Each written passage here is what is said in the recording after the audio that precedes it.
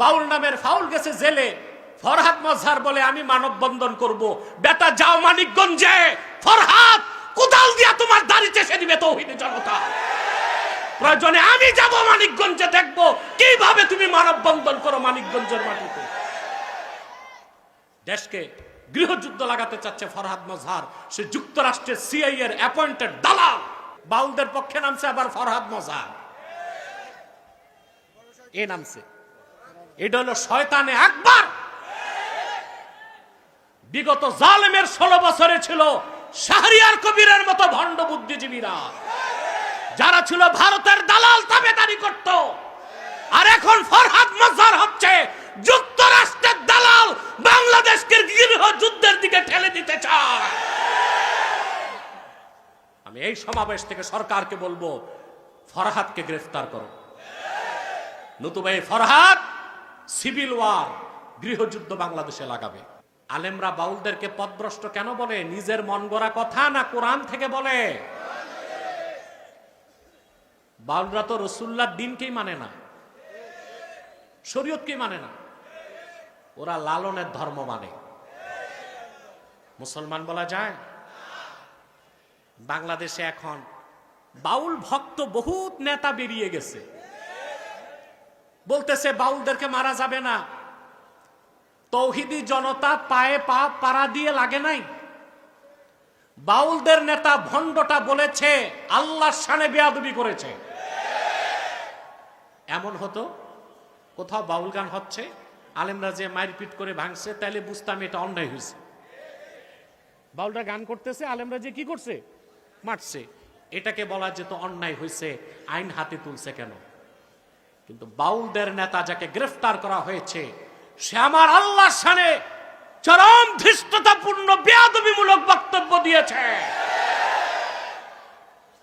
তার তো ফাঁসি দরকার, করছে গ্রেফতার। এতে বাউলরা তার মুক্তির জন্য নামতেছে, বাউলদের পক্ষে নামছে আবার ফরহাদ মজহার, এ নামছে। এটা হলো শয়তানে আকবার। বিগত জালেমের 16 বছরে ছিল শাহরিয়ার কবিরের মতো ভণ্ড বুদ্ধিজীবীরা, যারা ছিল ভারতের দালাল তাবেদারি করত। আর এখন ফরহাদ মজহার হচ্ছে যুক্তরাষ্ট্রের দালাল, বাংলাদেশকে গৃহ যুদ্ধের দিকে ঠেলে দিতে চায়। আমি এই সমাবেশ থেকে সরকারকে বলবো, ফরহাদকে গ্রেফতার করো, নতুবা এই ফরহাদ সিভিল ওয়ার, গৃহযুদ্ধ বাংলাদেশে লাগাবে। আমেরিকা চায় না বাংলাদেশে ইলেকশন হোক, ও চায় রাজনৈতিক দলগুলো লড়াই করবে, সিভিল ওয়ার হবে, গৃহযুদ্ধ। আর তাতে সে যেভাবে সিরিয়াকে দখল করছে, আফগানকে দখল করছে, লিবিয়াকে দখল করছে, আমার দেশে এসে দখল করে বসবে, খনিজ সম্পদ চুরি করে খাবে। একদিকে হাসিনার রায় হয়েছে, আরেকদিকে বন্দর দিয়ে দেওয়া হয়েছে বিদেশিদের হাতে। আপনারা রায় পেয়ে মিষ্টি বিতরণ করছেন, আর বন্দর চলে গেছে বেঈমানের হাতে।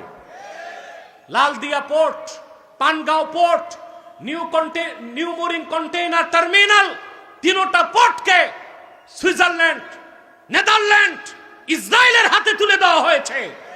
বাংলাদেশের স্বাধীনতা এটা একটা আঘাত দেওয়া হয়েছে।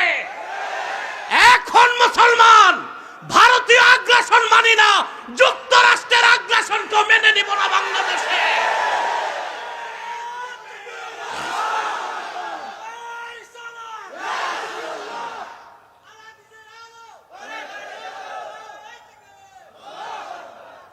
আজকে বাউলদের দিকে দৃষ্টি, গোপনে অন্য কাজ হচ্ছে। সবার দৃষ্টি কই? বাউলদের দিকে। একটা বাউল মানি ফাউল। কত বড় বড় জাদরেল নেতা জেলখানায় পচতেছে, খবর নাই? বাউল নামের ফাউল গেছে জেলে, ফরহাদ মজহার বলে আমি মানববন্ধন করব। বেটা যাও মানিকগঞ্জে, ফরহাদ কোদাল দিয়া তোমার দাড়ি চেষে দিবে তৌহিদি জনতা। প্রয়োজনে আমি যাব মানিকগঞ্জে, দেখবো কিভাবে তুমি মানববন্ধন করো মানিকগঞ্জের মাটিতে। দেশকে গৃহযুদ্ধ লাগাতে চাচ্ছে ফরহাদ মজহার, সে যুক্তরাষ্ট্রের সিআইএ এর অ্যাপয়েন্টেড দালাল। বাউলরা হচ্ছে ফাউল, শরীয়তকে বিশ্বাস করে না। ঠিক কিনা? কে হক কে বাতিল নির্ধারণ করবে? কে? চিল্লায় বলেন কে? কে হক কে বাতিল তা নির্ধারণ করবে কোরআন ও সুন্নাহ। কোন গোষ্ঠী কোন ব্যক্তির রায়কে শরীয়ত সমর্থন করে না। ওরা নামাজ স্বীকার করে না, আল্লাহকে এক বলে স্বীকার করে না।